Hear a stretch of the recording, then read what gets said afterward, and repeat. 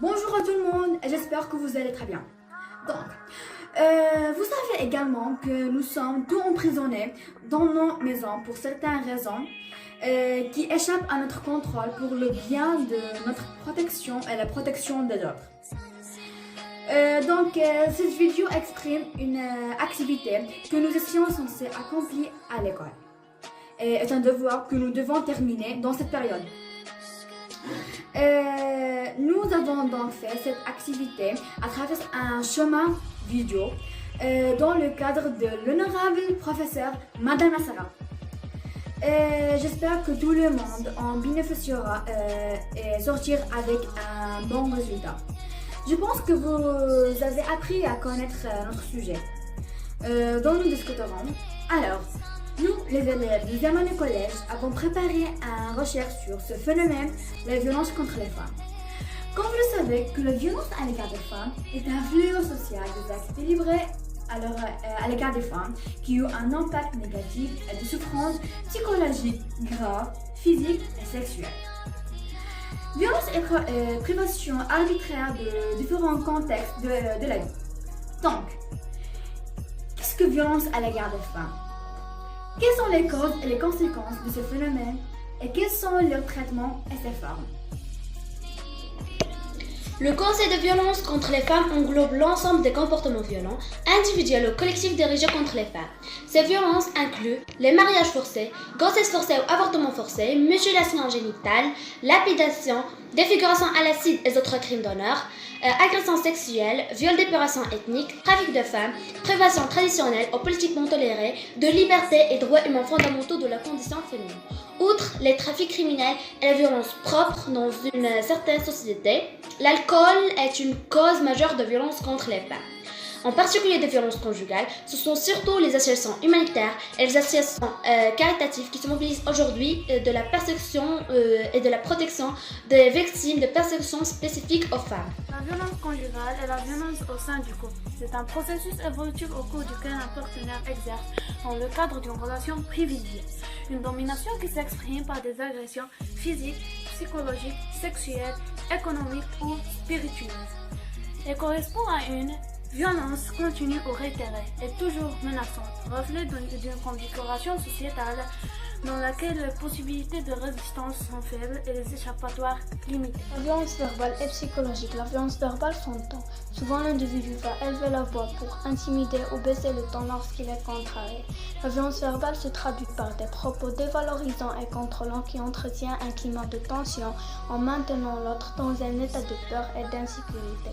La violence psychologique est une suite d'attitudes méprisantes, humiliantes qui dénigrent les capacités intellectuelles ou l'apparence de l'autre en renvoyant une image d'incompétence, de nullité, étant celle-ci elle est plus difficile à identifier. La violence faite aux femmes peut avoir une multitude de conséquences dévastatrices sur leur santé et leur bien-être, à court et à long terme. Les conséquences physiques et psychologiques immédiates qui affectent la femme victime de violence peuvent être s'accompagner d'une détérioration de sa qualité de vie dans son ensemble et surtout au long de Il en ressort que la violence faite aux femmes sont traitées majoritairement sous la rubrique faits divers, souvent sous forme de brèves.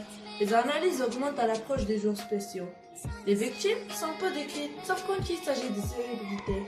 Les raisons invoquées, ivresse, rupture, amoureuse, par les auteurs de violences sont souvent reprises. Enfin, je dis que la violence n'est rien d'autre qu'une machine à démolir les énergies et les talents des femmes qui sont vouées à manifester, grandir et porter de grands fruits. Plus les femmes sont libérées de l'oppression exercée par l'autre, plus la société avance vers ses objectifs avec une vision claire et des temps constants. Cette capacité élevée d'influence l'environnement chez les femmes ne peut être atteinte qu'en rejetant la violence de toutes ces femmes.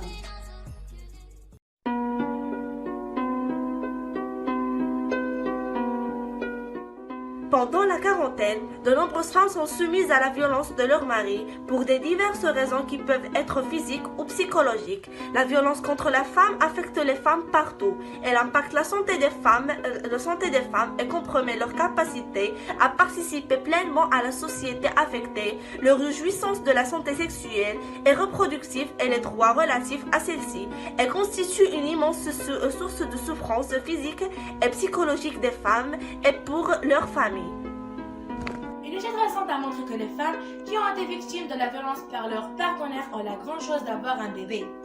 Et ayant un faible de poids de la naissance, elles sont plus exposées de débarration et elles courent de plus grands risques d'avoir un avortement provoqué, et avec leur probabilité de vivre avec le VIH est également plus grande. Les normes internationales reconnaissent la violence contre les femmes comme une forme de discrimination et exigent que les États exercent la diligence due pour prévenir les actes de violence contre les femmes, enquêter sur ces actes et les punir qu'ils soient perpétrés par des acteurs étatiques ou privés. Sur une nation de la violence à l'égard des femmes définit la violence contre les femmes comme tous actes dirigés contre le sexe féminin et causant ou pouvant causer aux femmes un préjudice ou des souffrances physiques, psychologiques ou sexuelles, y compris la menace de des actes, la privation ou la contrainte arbitraire de liberté, que ce soit dans la vie publique ou dans la vie privée. La déclaration exige que les États agissent avec la diligence voulue pour prévenir les actes de violence à l'égard des femmes, enquêter sur les actes et les punir conformément à la législation nationale, qu'ils soient perpétrés par l'État ou par des personnes privées. La Comité pour l'élimination de la discrimination à l'égard des femmes a reconnu la violence basée sur le genre comme une forme de discrimination qui compromet la jouissance par la femme de leurs droits fondamentaux et leurs libertés, tels que le droit à la vie, le droit à ne pas être torturé, le droit de ne pas être traité cruellement.